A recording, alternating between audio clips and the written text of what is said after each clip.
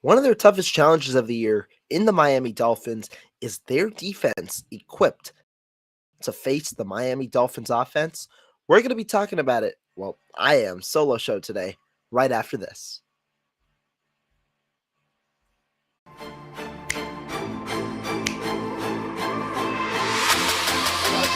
Let's go get him. Let's go get him today, man. Let's go. Hey, dominate on three. 1, 2, 3. Dominate.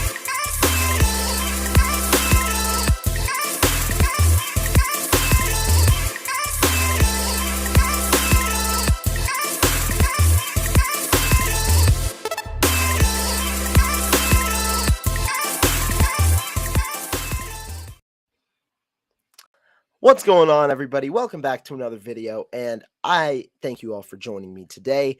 We've got a very, very interesting game. Got to give a quick shout out to Colleen for tuning in this afternoon, but we've got a very interesting game coming up for us. The 49ers are facing off against the Miami Dolphins in a reunion of sorts. Obviously, Kyle Shanahan and Mike McDaniel. We've heard about the build-up. Kyle Shanahan spoke about Mike McDaniel this week. Mike also spoke about Kyle this week. We've seen the build-up a little bit also in the player-to-player turnaround, but happy Friday, first of all. I appreciate everybody that's tuning in, and let's get straight into it. Before we start with the 49ers and the Dolphins and really recapping the past game, I got to start with, first of all, like and subscribe to the channel. Like the video, subscribe to the channel. I really appreciate it. I'm almost at 1,000 subscribers at 985 right now. Would really appreciate getting to 1,000 before the end of the year so that we can start getting monetized, so that I can start sharing love in different ways, and so that we can really get this thing going. So I would appreciate it. More videos definitely to come. And also make sure to hit the like button. Last thing. If you guys are interested in Twitter headers, if you guys are interested in overlays, if you guys are interested in any sort of artwork relating to the 49ers or any NFL team, be sure to check out the link in the bio or the description in the bio. My guy, Roscoe's, always creates a ton of great content on Twitter. He's the one who creates my thumbnails. Go ahead and ask him if you want a Twitter header to spice your content up. If you want anything, be sure to hit him up. But let's get right into it. Got to give actually a real quick shout out to Celio Official. Thank you so much for tuning in and really for subscribing. Starting off, though, with the 49ers and the Saints. Now, this was the game that we saw last week. Obviously, the 49ers win in a 13-0 shutout was not a pretty win, though. The 49ers struggled offensively for a majority of the game to score points. They were moving the football, could not score points. It was an interesting game. So real quick, chat, I want to get your thoughts, what you thought about this game, and then I'm going to go ahead with mine. So be sure to drop a comment, kind of tell me your quick thoughts on the 49ers versus the Saints game. Let's get some interaction going, and then I'm going to say really what I thought about this game, because this was a very interesting game, a game that obviously was prefaced by not unforeseen, but unfavorable conditions. Remember, going into this game, the 49ers were going to be at a disadvantage. They first played a Monday night game in Mexico City against the Arizona Cardinals, so they were coming off a short week. Second, they had to travel back. They only got home at around 7 a.m. on Tuesday, which meant that their practice schedule had to be altered. They altered it so that they would practice later on Tuesday or go through their walkthrough later, and they only got to full speed on Friday. Normally, on a short week, you get to full speed by Thursday, 2 full speed practices before the upcoming week, and then you're set. But the 49ers only got to full speed on Friday. Kyle Shanahan, Fred Warner both spoke to it, said that it was a very aggressive physical practice, one of their best of the year. Kyle Shanahan was really, really impressed by what they saw. However, circumstances, excuses, whatever you call them, they are a part of it, but you also have to put the product down on the field. And Bay Area Baller says it here. 13 points ain't going to cut it against the Dolphins. I agree. If the 49ers score 13 points this weekend, there is a very likely chance that they end up losing. So I don't think that they can do this, but let's get into the game and see exactly why they scored 13 points. Starting off with the main issue, red zone struggles. The 49ers struggled in the red zone in this game. They had several opportunities. One they lost on downs, another one where they kicked a field goal. They had opportunities and they were knocking at the door and could not score. Now, normally this year, the red zone issues have been tailored primarily to execution. It has not been a play calling issue. The 49ers have failed to execute, be it drops from receivers, be it Jimmy Garoppolo struggling with RPOs, be it Jimmy Garoppolo missing throws, whatever it may be, there have been a level of execution issues. However, a Kyle Shanahan guy, I do think that Kyle Shanahan is a very good head coach. Took exception to some of the play calls this weekend. I was not very happy with some of the play calls in the red zone. Now, some were very good. Some obviously moved the offense along. Some could have resulted in touchdowns had the quarterback made the play. However, I was not very happy with certain of the play calls. And before I talk about Kyle Shanahan, let me say this. The Saints were the best defense the 49ers faced all year. That was a phenomenal defensive performance by the Saints. They outlined very well in coverage. They were able to get pressure with four players or four defenders, which normally you don't see against this 49ers offensive line, at least this year. And they were able to drop 7 in coverage. With that, they were able to take away the intermediate windows. They were forcing throws to the outside. They were forcing throws outside the numbers, and they were forcing tight window throws, which forced Jimmy Garoppolo then to make a lot of checkdowns in this game. That's why he only averaged 6 yards per attempt. It was a ton of checkdowns, a ton of short throws, which limited the 49ers offense because when you have a bunch of short throws, what does that mean? You need more plays to score, which means you need more execution, which means there is a less margin of error to succeed then. And that's why they only scored 13 points, because they still had the execution issues. They had some play call issues. They had offensive line issues, which results in execution issues that really combined all together, and the struggles offensively all combined to where the 49ers only scored 13 points. That starts with the red zone. In the first drive that the 49ers had in the red zone, I believe the 49ers were not able to score a touchdown. They only scored a field goal. This was their first drive altogether. On first down, Christian McCaffrey had a solid run, setting up a good 2nd and 5 in the red zone. However, this was the first play that I had an issue with Kyle Shanahan. There was a poor route concept on 2nd and 5 where you had it close or it was 2nd and goal at the 5. You had it close. It was a good call to pass. However, Jawan Jennings and Deebo Samuel were both running very similar routes on the left side. That confused not only the defenders, but also the receivers, setting up a longer and elongated play against a team that was getting pressure. Not a good recipe for success. Samuel then cut in, had an in route after that, but Garoppolo sailed it over because there was nobody open. So that resulted in a poor play. Instead, if you have different routes, if you have one in route, one route to the corner, and if both guys are on the same kind of page, you get a touchdown there. That was a poor play call or poor execution and mishandling, because you don't have two guys running to the same corner and being in the same exact position in the red zone when the defense already has less space to cover. You're giving them a favor by having two guys run to the same place. You need to spread that ball out. That hasn't been an issue with Kyle Shanahan, which is why I don't think it's as big of an issue. But overall, that was a problem. Then on third down, Garoppolo, I see it here, and it's exactly correct. This is exactly correct. Third down, that ball should have gone to Brandon Ayuk. This is on Jimmy Garoppolo. And when I talk about the execution, this is a very, very valid play. On third down, Jimmy Garoppolo this is a double route concept. You have George Kittle running something. He runs to the end zone. It's something of a crow route. He sits there on the end zone. He's the low. Remember, plays go high to low in this offense. He's the low. Brandon Ayuk is the high, running a corner route. This is all predicated on what the outside corner does. If the outside corner converges on George Kittle, you have a double coverage there, which means it's one-on-one against the safety with inside leverage on an outside route with Brandon Ayuk. That immediately lets you know as a quarterback, this is going to go to Brandon Ayuk.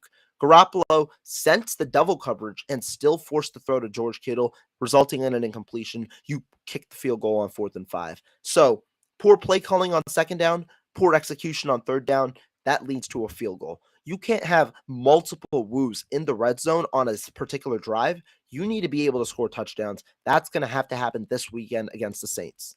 Later on in the game, on the second drive, Jimmy Garoppolo on third down missed Christian McCaffrey on a wheel route that got the 49ers once again in a red zone opportunity.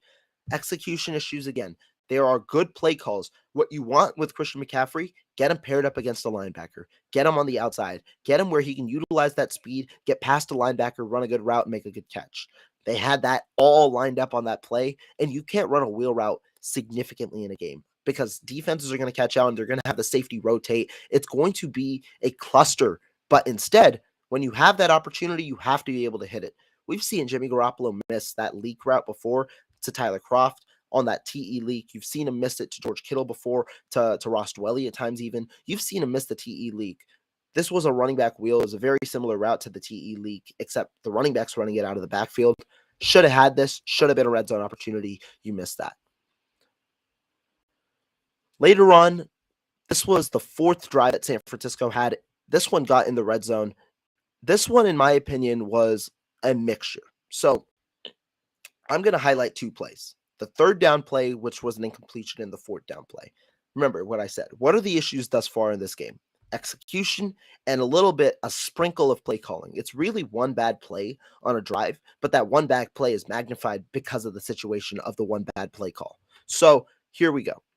Third down, Jimmy Garoppolo sees the 3-by-2 on the right side, which is when you have three offensive players. There were two receivers in the tight end versus only two defenders on that right side. When you see a 3-by-2, you automatically have the matchup preference. Jimmy Garoppolo then correctly identified that he was going to throw that ball to Juwan Jennings. Jennings didn't get enough separation necessarily, but a good throw to the outside of Juwan Jennings on that play gets you a touchdown. Instead, Garoppolo, one, throws the ball late, and two, throws the ball on the inside shoulder of Juwan Jennings, allowing the defensive back to make a play. That was the two mistakes Garoppolo made on that play. That ball needs to be on the outside shoulder of Juwan Jennings. If it is, that's a touchdown. You missed 7 points there. Second, I love the aggressiveness to go for it on 4th and 1 from Kyle Shanahan. Remember, it was 3rd and 1 before. I love the aggressiveness to go on 4th and goal from the 1. But why are you not running a quarterback sneak on either 3rd or 4th down? Jimmy Garoppolo has immense success with quarterback sneaks from the 1-yard line. He didn't run a quarterback sneak earlier in the game with only 1 yard to go. Later in the game with only 1 yard to go. He was reluctant to utilize the quarterback sneak. And instead, you line up in shotgun on 4th and 1. The best two opportunities to line up at the 1-yard line are under center, where you can fake the run, get the defense moving, and potentially set up play action if you want to pass or run the football, or run the quarterback sneak. I don't understand why he didn't go with either of those two. The shotgun was there. They ran the play fake. It was a play action play. Jimmy Garoppolo made the mistake of trying to run in a very congested area. There were 3 defenders in the area. Poor decision by Garoppolo, but the play call was poor too. Why? The Saints have so many defensive backs and there's so little space to guard. There were only 3 routes on the play. I believe 1 from McLeod, 2 on the right side. All were beautifully covered. There was going to be no place to throw that ball. That was going to be an error. Kyle Shanahan needs to be able to sneak that ball in or run the ball from under the center so that you can set up either a play action and get an easy route open, or you set up a run play and get the touchdown. That was an error on Kyle Shanahan, and that was one that costed you 7 points. So already I've talked about an error that costed you 4 points because they went for a field goal instead of an interception. I've also talked about a touchdown opportunity that you missed that costed you 7 points, and then another play to Christian McCaffrey that gets you in the red zone that costs you at least 3 points. Right there, that's 14 points itself. And this is only on the first 4 drives in the first half. If you play better right there in the first half, that's 27 points you end up in this game. That automatically wins you a football game. If you score 27 points, you are likely to win a football game with the way this 49ers team. That is some poor play calling, poor execution. I wanted to highlight that. Real quick, want to give a shout out to some of the guys that just joined in. CJ Gray, always appreciate you coming in, as well as Peter. Thank you for tuning in. Obviously, I know you guys have busy schedules, so whenever you guys show some love, I really appreciate it, guys. Bay Area baller, I agree here. I hate shotgun a yard away from the end zone. It really just gives the defense, it really just gives them a favor, right? One sec. And the problem with running shotgun was the way the Saints were playing defense. You could see they were setting the edge very well. They came into this game well prepared, which means when you are in shotgun, they can see if you are going to hand the ball off or if you are going to keep it. And they are prepared for the run and for the pass in both situations. When you are under center, they have to converge because it could be a run play, and that could that moves the linebackers, which means you have open space on both sides of the outside when the rollout happens, or you run the football and you're set up. I don't like shotgun ever with 1 yard away. I don't think that was a smart situation there. But enough about the red zone struggles. Let's talk about the stellar defense. Now, 4 weeks ago, 49er fans were not happy at all. 49er fans were really questioning the interior defensive line of this team, and rightfully so. In week 6, the Atlanta Falcons ran all over the 49ers. I think they had close to 164 yards on the ground. That was the best offensive line that the 49ers had faced to date. They were injured a bit in that game as well. I don't believe Nick Bosa played. I think it was Samson Ebukam. You also were missing Javon Kinlaw or Arik Armstead, who have been out since week 3 and week 4, respectively. And I think you were also missing Jimmy Ward as well in that game. So a lot of missing pieces, but the 49ers got dominated at the line of scrimmage. You thought that would improve a little bit against the Chiefs. The Chiefs, not a very good running team, right? A team not known for their running, known more for their passing. Well, the 49ers got dominated in the running game against the Chiefs as well. The Chiefs carried the ball just 21 times in that game, ran for 112 yards, over 5 yards a carry in that game for the Chiefs. It was a really good performance by them. And really, the 49ers were struggling to contain the run after such stellar play in the beginning of the year. So that was an issue going into week 8 against the Los Angeles Rams, a team that was also all right at the time. They were 3-3, but the 49ers were 3-4 for the 49 against or going into that game. That was a must-win game in a way for the 49ers, not only for the division because the Seahawks were pulling away, but for just to reinvigorate themselves before the bye week. Well, I think a lot of people wanted a player at the deadline. I think the deadline was near week 8, week 10.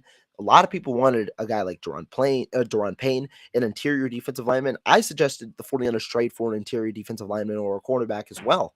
But I got to give props to this current group of 49ers defensive linemen. The 49ers defensive line has played phenomenally since over the last 4 games. And that has led to amazing play overall from the 49ers in terms of their defense. I mean, we all know the second half defense, right? In the last 4 games, they haven't allowed a single point in the second half, didn't allow a single point to the entirety of the game to the Saints. But let me just show you through statistics how good this 49ers defense has been. So, rushing defense-wise, the 49ers currently rank number 1 in the NFL, giving up 79.5 yards per game.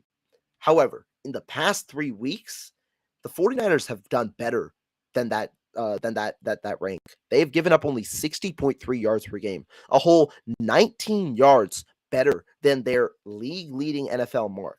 Just shows to you how this group of players, Kevin Givens, Hassan Ridgeway, Kerry Hyder, Drake Jackson, alongside the starters of Nick Bosa and Samson Ebukam, have really stepped up and given the 49ers hope. And also, obviously, Charles Omenihu really stepped up, gave the 49ers hope. That was a great performance thus far by them in the run game. Overall as well, yards per carry, the 49ers have allowed 3.3 yards per carry this season. That's phenomenal. That is just amazing.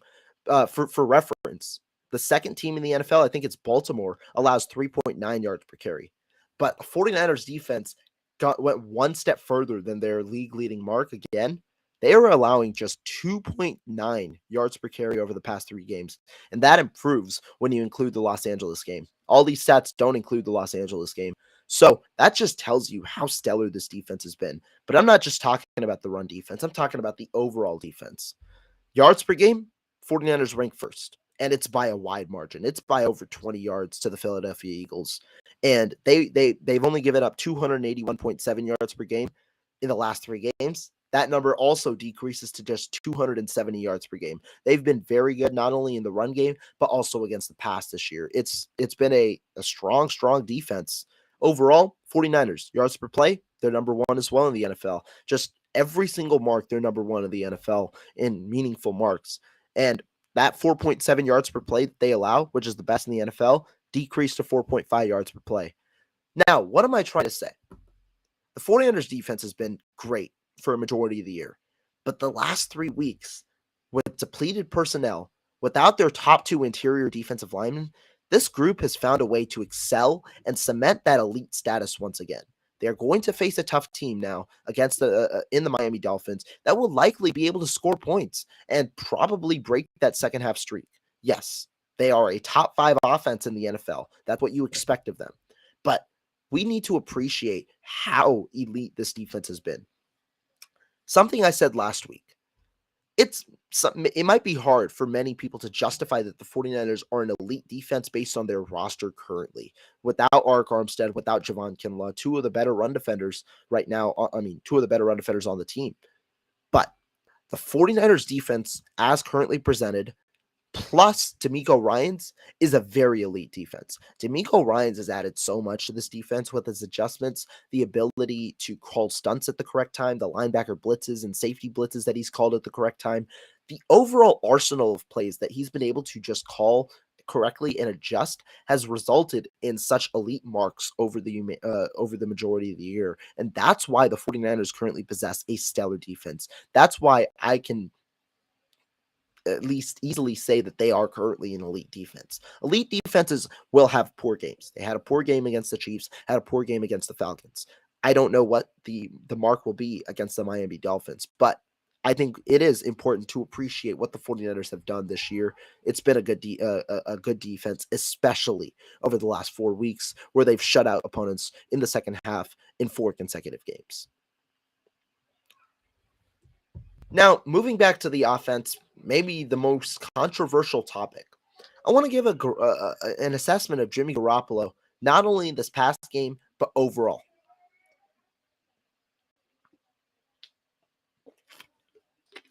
Some of that water. Water's nice, man. Love it. Now, Jimmy Garoppolo has obviously been a very controversial topic amongst 49ers fans this year. Garoppolo, obviously, first game, he played against Denver. First start, I'd say, because he played obviously against Seattle.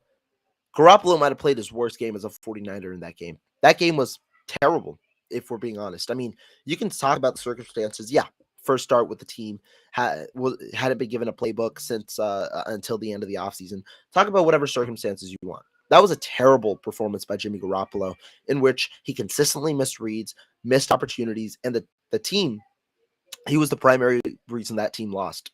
I'm not one to make bold statements like that, but it was like that. I think I graded him a D. I've never graded him a D since my time as an analyst with the 49ers. But Jimmy Garoppolo has rebounded and become I'll say, an important part of the 49ers offense this year. After Trey Lance went down, Jimmy Garoppolo has been a good player for the 49ers for the majority of this year. Why? Well, Garoppolo has let's specifically talk about when Christian McCaffrey entered, because that's the new look version of the 49ers. Once Christian McCaffrey entered, several of Garoppolo's problems, in a way, faded. One, his ability to progress through reads. Everybody has known that Jimmy Garoppolo likes that first read, that predetermined first read, whether it's a factor of him or Kyle Shanahan. It's tough to say. I would say that it's likely Garoppolo, given how some of the second and third reads get open due to the first read being double covered. But Garoppolo likes that first read. However, with Christian McCaffrey in the fold, with a reliable option as your last read, Garoppolo has an increased tendency now to progress through those reads, find the open option, and it's not like he's just going through the reads immediately to get to that fourth read. He has progressed through reads too quickly at times, yes, but he can go through the reads. He finds the second, third guy, and that's able to progress this offense. I think that that's a vital part of this offense for Jimmy Garoppolo and for the 49ers as well. So I praise Jimmy Garoppolo in that range. Now, is Jimmy Garoppolo a top 10 quarterback? I don't think so. I don't think you can make, maybe you can make an argument this year, but I would not say that right now. But Jimmy Garoppolo is exactly what the 49ers need at this moment at the quarterback position. We all know about the playmakers that the 49ers have right now at the quarterback position. They have, obviously, Brandon Ayuk, who's been receiver number 1 this year. Deebo Samuel, a guy who can create after contact, obviously, Yak guy, George Kittle, and Christian McCaffrey, not to mention Elijah Mitchell, who unfortunately will be out until the playoffs now. So you have a plethora of weapons. Don't make the game too hard. Let him get the ball in his weapons' hands and move forward with that. Yeah, when you look at his passing charts, it's a lot of shorter passes. The A dot might not be as high as you average depth of target, that is, might not be as high as some of the other top quarterbacks, but he is executing at a high level in terms of inside the system. And that is what the 49ers need. Garoppolo right now is a good system quarterback. That's what he's needed to be, and that's what he has struggled to do because of his turnover worthiness.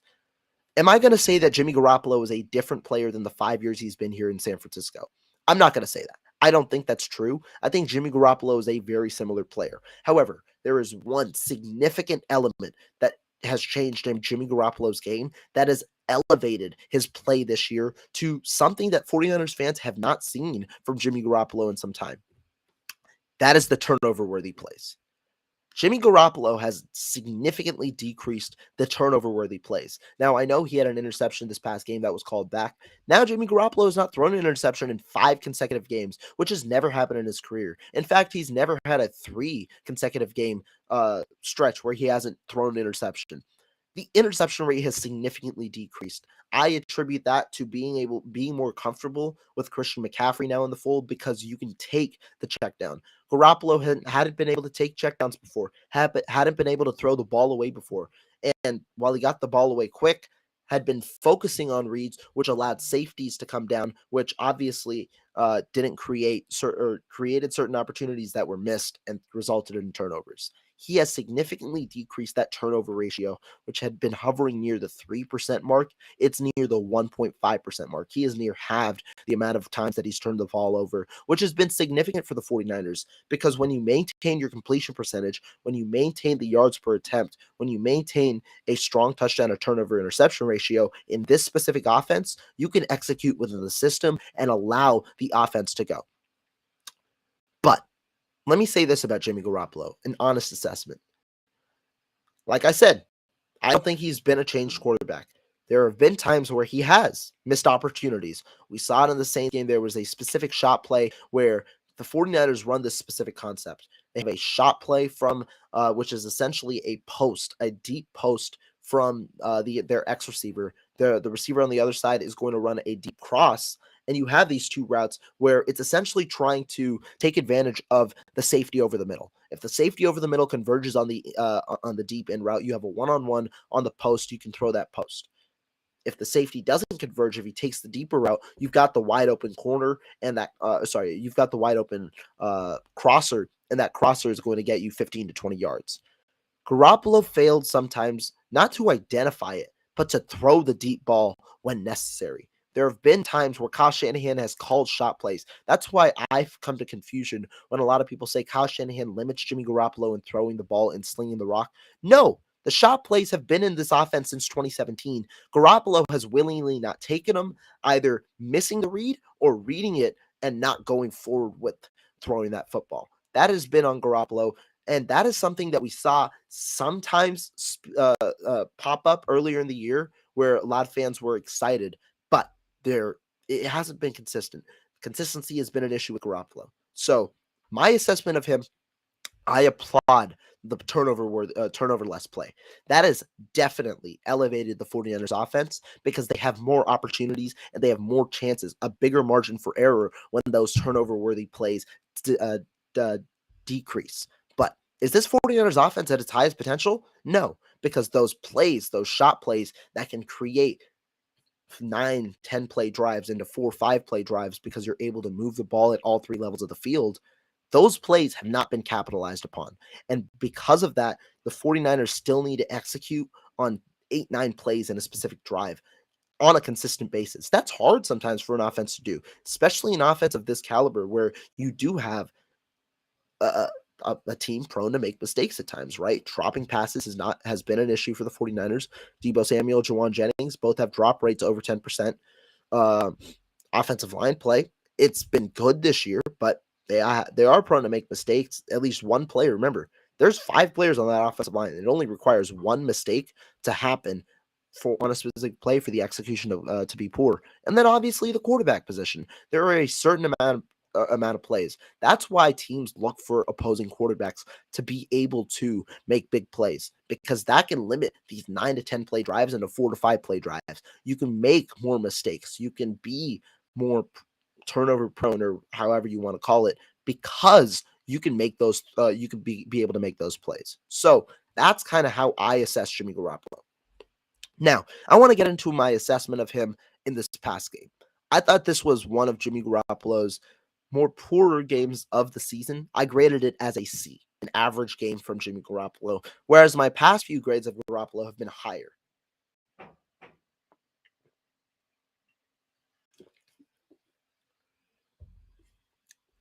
Like I said, my past few grades of Garoppolo have been higher. I think he's executed well. I think he's played well. This past game was not as happy as Garoppolo, and because I do think that he took points off the board. I've already talked about his mistake in the red zone where he didn't hit the ball on the outside of Juwan Jennings' shoulders that would have brought 7 points into the game, and then he poorly executed the 4th and 1, although it was a bad play call as well. So that was 2 things there for me where he could have gotten more points.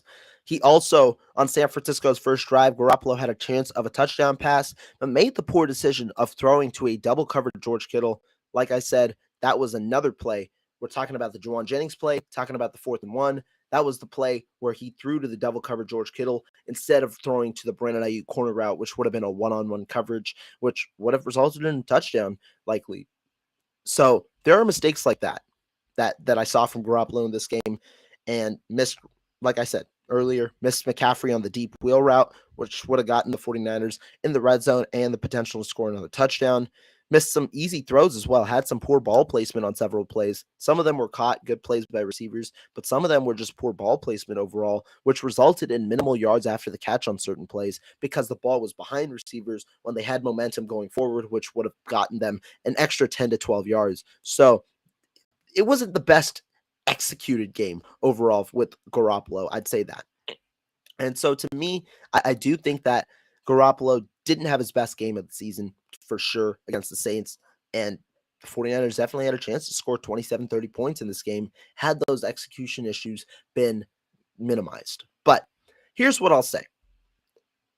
It could have been due to a lack of trust in his offensive line. The offensive line did not play that well. I graded them, I believe, at a C plus or a B minus.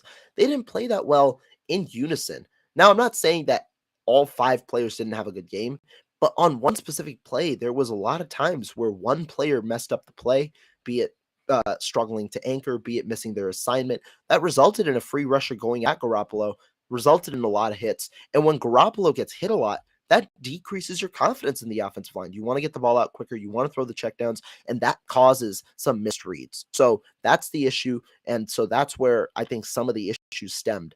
That's why I graded Garoppolo at a C. I do think he made some really key throws. I do think that the Juwan Jennings throw in the 4th quarter on, I think it was on a 3rd down that converted a 1st down conversion was huge. He hit the shot play to Brandon Ayuk on one of those similar deep post corner or deep post crosser elements from Kyle Shanahan. It was the play similar that Trey Lance hit for the touchdown to Deebo Samuel. So there were some good throws, some poor decisions. That's where my Jimmy G assessment landed at a C. Niner Gang Wolfcast, another nice podcast out there, guys. Thank you for tuning in. And really, we got a nice chat today. So I appreciate all of you guys for coming in, giving your thoughts on obviously this game and the Dolphins game. And with that said, I want to go to the Dolphins game because there's a lot of interesting news that recently came out. So talking about the Dolphins and 49ers, let's first start with the injuries. The Dolphins might be in an issue with their offensive line. When we talk about it, the Dolphins right now, Austin Jackson got ruled out today for the Miami Dolphins. He will not play for the Dolphins. He's their right tackle. He will not play for the Dolphins on Sunday. Teron Armstead got a limited practice today, but is doubtful. Normally, that's not a good sign for opposing teams, by the way. Normally, when you see DNP, DNP, LP, or DNP, LP, LP, it normally results in a questionable status.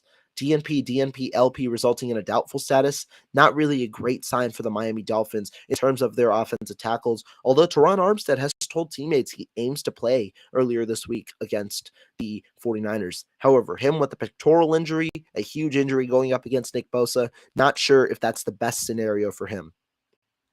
Overall, though, apart from that, the Dolphins are pretty healthy. Raheem Mostert did practice in full today, so we are going to see Raheem Mostert and Jeff Wilson Jr. both play in this game. I believe everybody else for them is pretty healthy. I think Myles Gaskin was the only one who was questionable alongside like Teddy Bridgewater or something. So those were the only two on the injury report. Apart from them, it's going to be a fun game. Melvin Ingram's going to play. Raekwon Davis is going to play. Jerome Baker's going to play. There are going to be a lot of starters for the team over there for the Miami Dolphins. Now for the 49ers. Some unfortunate news did pop up for the 49ers today. I don't know if you saw it in the chat. I don't know if people have seen it earlier today. Trent Williams. Trent Williams, unfortunately, is out of practice today, sustained a back injury, and he is going to not practice today, which is unfortunate news because Trent Williams had not been on the injury report this week. Williams always misses Wednesdays because of a veteran rest day, but today he did not practice today. Unknown what his status will be at the moment. We'll find out soon. Ebucom, I believe, is not Ebucom. Sorry, Armstead. Armstead will play this week, which is great news for the 49ers. Like I gave praise earlier today to Kevin Givens, Hassan Ridgeway, and the stellar 49ers run defense over the last couple of weeks. But what I will say is Armstead to this defense just automatically improves this defense. Armstead, obviously a great pass rusher and a run defender, important for the 49ers. Spencer Burford is practicing, I think, as well as Christian McCaffrey today. We are going to see those two. Surprisingly, the 49ers have not placed Elijah Mitchell on IR, despite Kyle Shanahan saying that was the intention on a conference call earlier this week. We don't know if he's going to be placed on IR yet or not. So we'll see if that happens. But apart from the one little miscue to Trent Williams right now that we don't know what's going to happen, 49ers seem pretty healthy as well. No Elijah Mitchell, so that likely means Jordan Mason comes into the game. So injury-wise, it's going to be relatively healthy on both sides, except for what right now appears to be the offensive line on both sides. So let's take a look into it. Let's start off, though, with the most important debate, or not debate necessarily, but most important kind of matchup.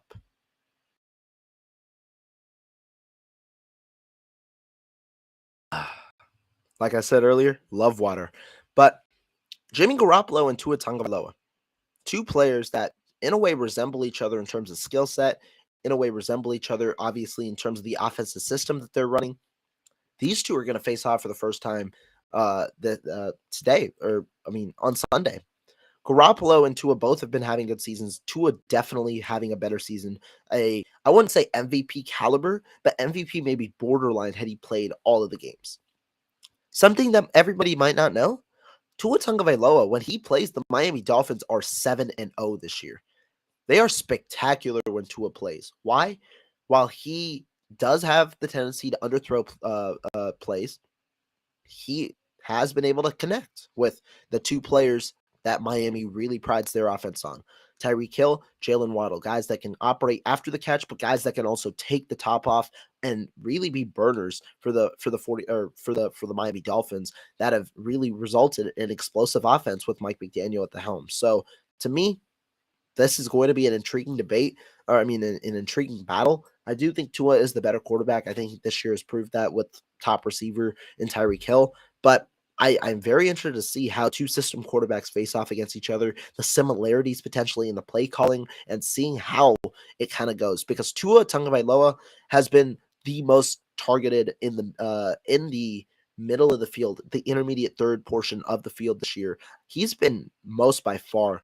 The Miami Dolphins schemed their offense very similarly to how the 49ers schemed their offense last year. It's going to be interesting. Can Fred Warner, can Dre Greenlaw, can those safeties come up and eliminate that part of the field against such top-tier receiving weapons? That's going to be a big battle in the 49ers defense versus this Miami offense this week. I see it in the chat, so I want to talk about it. 49er Minded brings up CMC, Mason, and TDP, baby. This is going to be your three running backs likely on offense for the 49ers this weekend. Jordan Mason will play special teams, which allows Tyree Davis-Price to enter the fold. Davis-Price has been a healthy scratch the past couple of weeks. Unfortunately, just because Mitchell's been there, you only carry 3 on game days. And so TDP has been the odd man out because Mason is a better special teamer. But the 49ers are going to likely see these 3 out. And it really, I understand the liking towards TDP, hopefully seeing him play more. But really, I think this is going to be a huge 2-man show between Mason and CMC. Potentially, we see some hot hand action between Mason and TDP early. But Jordan Mason showcased everything that the 49ers wanted this past weekend. I've said it every single week. He makes the most out of his opportunities. Every time he's been on the field, he makes the most out of his opportunities. Was dominant in training camp when he played with the second and third team. Was dominant in the preseason for the majority of the time. And then even in the regular season, his first carry went for 7 yards. He didn't get a carry after that for a while. His carry went for 7 yards. He makes the most of his opportunities, ran extremely hard against the Saints, got the crucial downs with 6:18 to go to keep the 49ers in the game. I expect Jordan Mason to get a healthy load, especially because the 49ers utilize Christian McCaffrey so much in the passing game. What you've seen from Elijah Mitchell, I expect those carries to be split amongst Mason and TDP, but probably a 70-30, maybe an 80-20 split between Mason and Davis-Price, unless the hot hand action starts to come along. Because we saw the hot hand action happen earlier in the year in training camp when those backups were unpredictable. We saw the hot hand action coming, but I think Jordan Mason's going to see some action, probably close to 8 to 10 carries in this game, alongside maybe 15 for Christian McCaffrey. So we'll see. I do like the 49ers if they would limit the McCaffrey workload out of the backfield, just so that they can maximize his output, because he's been really effective as a receiver. And so keeping him fresh, keeping those legs fresh for those opportunities would be important. That was the role of Elijah Mitchell, getting 15 to 18 carries, while McCaffrey could balance the touches in out of the backfield and in the receiving game. So I'm excited to see what Mason and TDP bring to the fold. I'm excited to see how they've progressed, especially TDP from the last time he's played. But let's see. I'm very interested to see the rep count between the two, and so that would be a nice thing to see against this Dolphins defense, because the Dolphins aren't necessarily a very strong run defending team. They're an all right defense. I think they're ranked 16th, right along the middle of the pack, but they're not the strongest defense in the NFL. So it's going to be I think the 49ers are going to have a pretty balanced attack. When you talk about run defenses, Miami currently ranks, I think, ninth at 109.5 yards per game. But when you talk about yards per rush, Miami ranks 17th at 4.5 yards allowed. So it's just because teams haven't gotten enough volume to run the football, which is why, because Miami has been up a lot, which is why they've had to relegate to the pass game. I think if the 49ers can deploy a strong, balanced attack, it would do them well. Start with the passing game to set up the running game, get both sides activated, and dominate time of possession. In the last 3 weeks, in the 3 weeks that they've had the shutouts defensively, the 49ers have dominated time of possession. I think they're 4th or 5th in the NFL in the past 3 weeks. They've only allowed opposing teams to have the ball for 26 minutes. They've held the ball for 34 minutes, an 8-minute differential between the two. That's going to be key against an offense this explosive. Now, I don't want to be too negative, but we have to bring up both sides of the equation. Why can the 49ers lose this game? Chat, I kind of want to answer this question as alongside as I go through it. Why can the 49ers lose this game? Tell me in the chat what are the reasons you believe the 49ers can lose. And before I get to this topic, while you guys write in the chat, I did see a question up here. I will go to it. And it's from 49er Minding. Do you think quarterback rating is a better rating system than passer rating?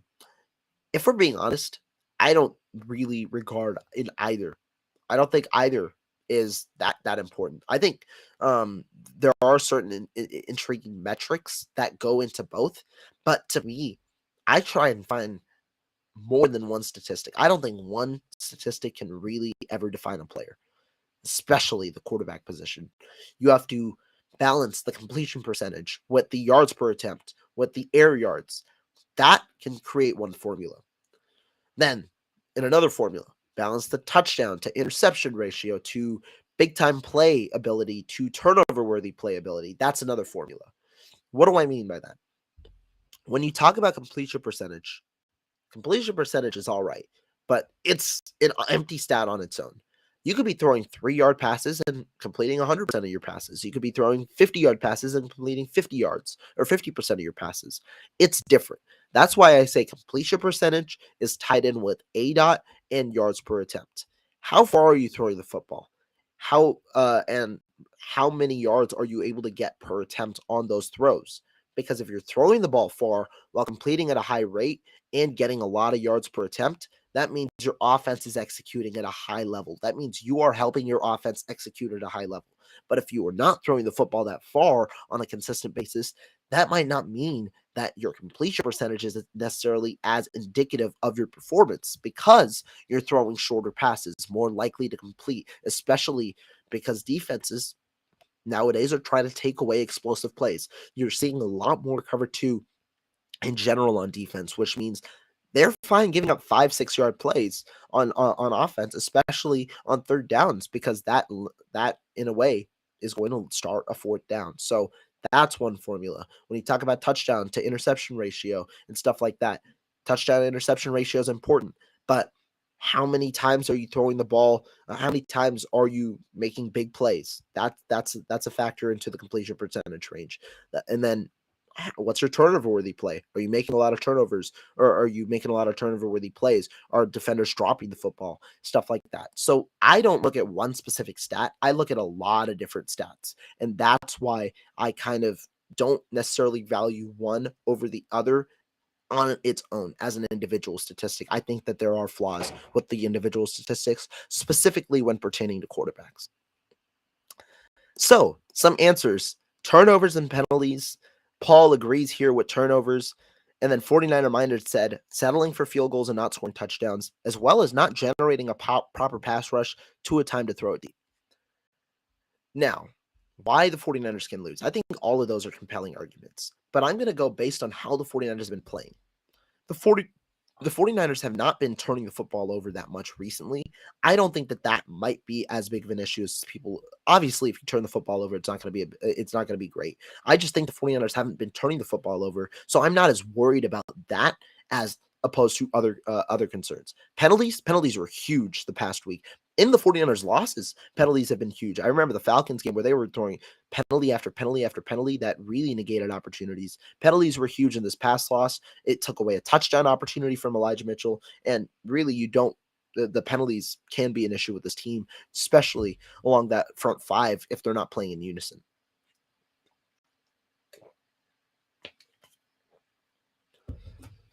Now, some other things. I think the settling for field goals and not scoring touchdowns is huge.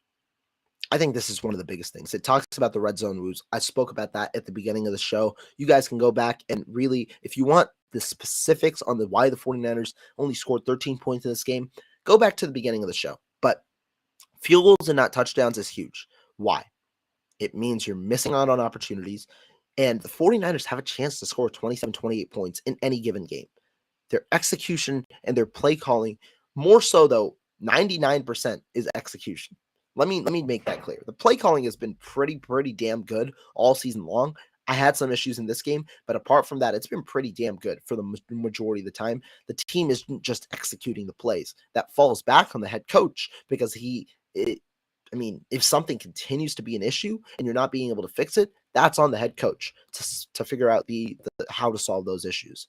But to me, you are going to need to match the explosiveness with the explosiveness. Get the touchdowns on there. I think that's going to be a huge part of this game. And so why the 49ers can lose? If their offense can't match what the Dolphins offense can match, because they are looking for touchdowns. Mike McDaniel is one of the more aggressive head coaches. The 49ers need to match that aggressiveness with aggressiveness. They can't play this game with a conservative outlook, meaning punting on 4th and 2, punting on 4th and 1, especially in opposing territory. It's going to be hard.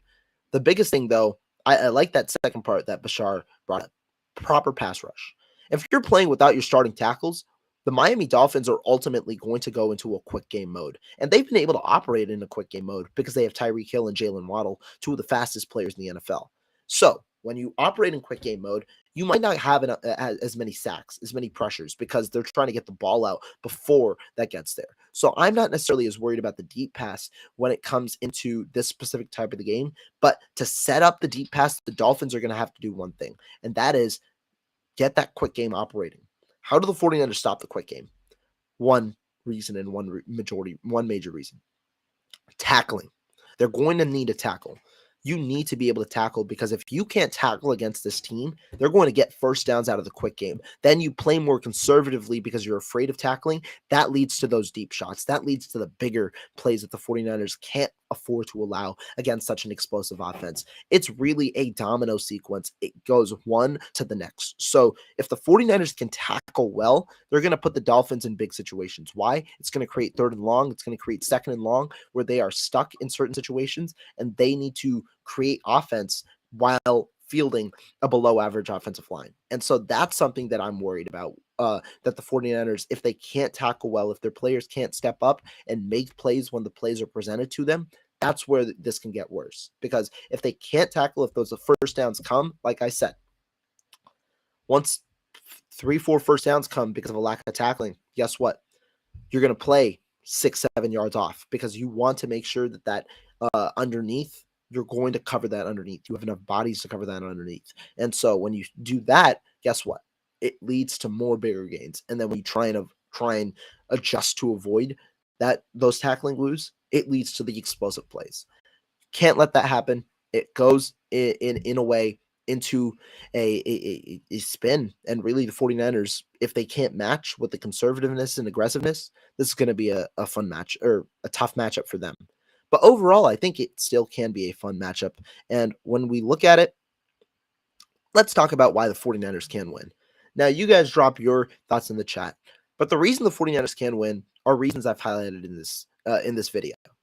One, they've been a staunch defense this year, and specifically against the run. Now, the tackles are huge in pass protection, but missing both your starting tackles is huge for the Miami Dolphins running game, especially the stretch running game that has been vital in the Shanahan offense that Mike McDaniel utilizes with Raheem Mostert.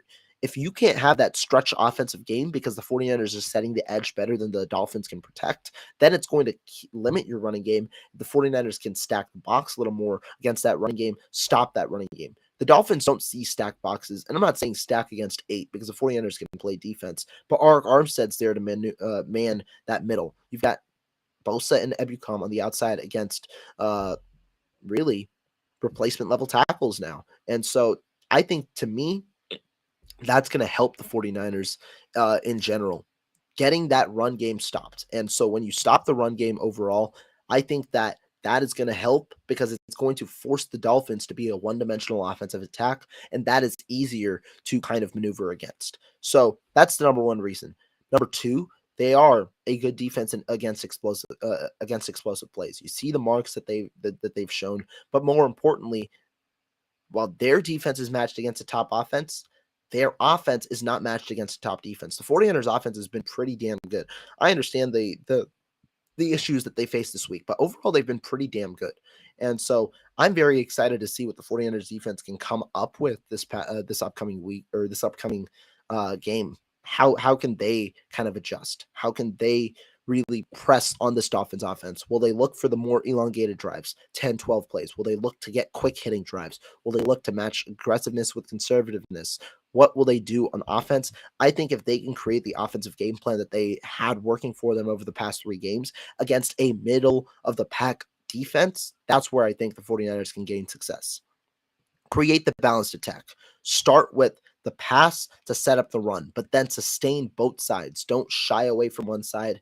Create favorable matchups against a Dolphins secondary, which looks good on paper, but hasn't necessarily been great overall. So to me, I do think the 49ers can win against this team, but I do think this is going to be, like Enye says, a great matchup where both sides are going to have to be at their A game, and it's going to be gritty again, just like last weekend was.